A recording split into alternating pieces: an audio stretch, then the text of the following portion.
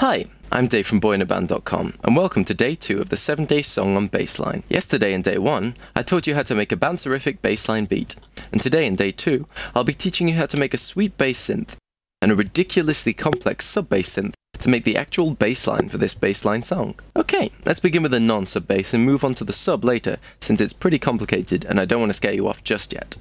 Right click and create a combinator, and name it da wah bass, since this bassline will end up sounding like someone with some sort of throat disorder going whoop. Inside the combinator, right click and create a Thor polysonic synthesizer instance, initialize it, and open it up with Show Programmer.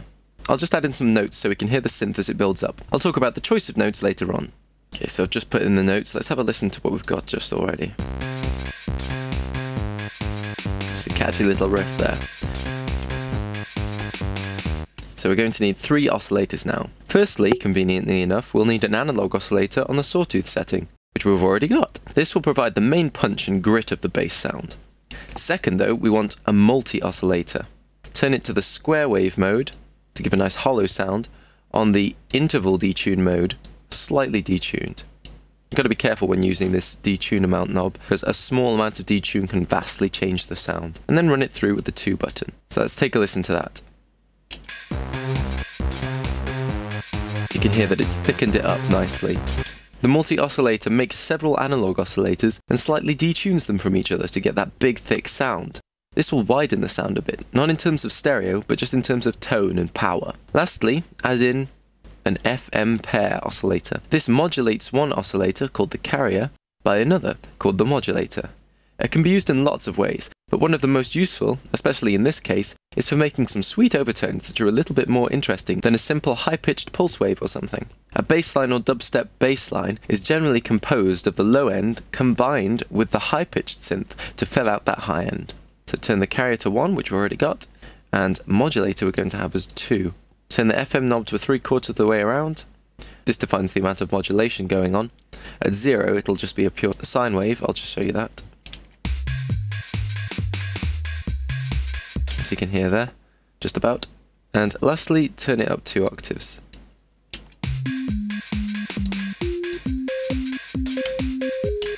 So let's put that back up. You can hear that modulates it much more and it's got more of that overtone. In fact, if you go through these modulation numbers, you can hear there's a vast variety of overtones you can get. But we're just going to stick with this 1 to 2 setting. And let's run through 1 and 2 again here. So, we've got the oscillators in pretty quickly, unlike the incredibly complex sub-bass that's coming up in part 2. So let's have a listen. Now that harmonic overtone from the frequency modulation pair oscillator is much too loud, so here in the mixer, let's take it down by about 12 decibels at 11.2, that'll do the trick. Now, let's enter the filter. This is where we're going to make the whoop part happen. Low pass ladder filter is fine.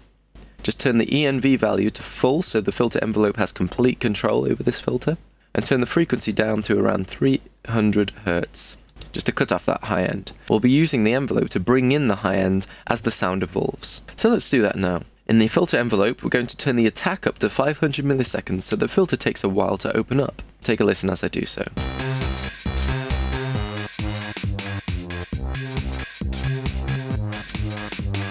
There, that's the bassline wah sound, but we're not quite done yet. In the amp envelope, turn sustain to full so it doesn't lose any volume over time, and also give it a 90 milliseconds release, just so it doesn't end too abruptly and has enough of a tail to stop it sounding like it's cut off. So let's listen. Now that's a pretty cool effect, but let's focus the tone a bit more with a right click, create, BV512 digital vocoder. Turn into equalizer mode and 8-band. This allows you to quickly change the sound by adjusting the bars. Check it out.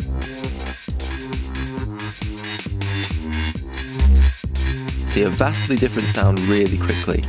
And then right click and click reset band levels to bring it back to the default levels.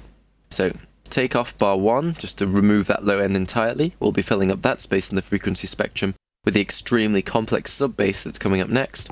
Turn up the 2nd and 4th bars to just below full, and take down the 3rd bar slightly, and take a listen to the sound now. Sweet. So yeah, basically just have a play until you have a tone that you like. Also, try playing with this shift knob to adjust the tone to sound brighter or darker. Check it out. I think I'll keep mine a couple of notches darker, just to make it a bit bassier. And there we have the synth effect. And I'll just talk about the notes for a bit now.